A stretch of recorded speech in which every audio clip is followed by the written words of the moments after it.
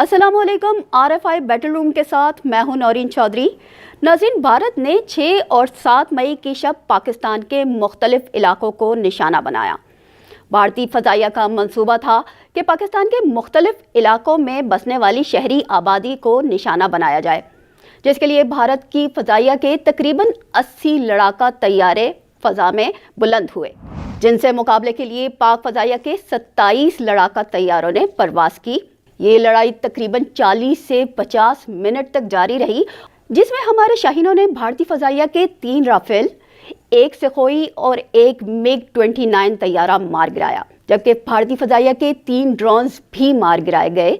इस तमाम कार्रवाई के बाद भारतीय सुरमाओं को यकीनन सबक सीख लेना चाहिए था, लेकिन उन्होंने बस नहीं की और 8 मई की शब उन्होंने पाकिस्तान पर दोबारा ड्रोन से हमला किया।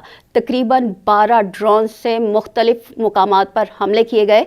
इस हमले में भी निहत्ते शहरियों को निशाना बनाया गया। हमारी फ़ज़ाइया ने इन तमाम हमलों को नाकाम बना दिया।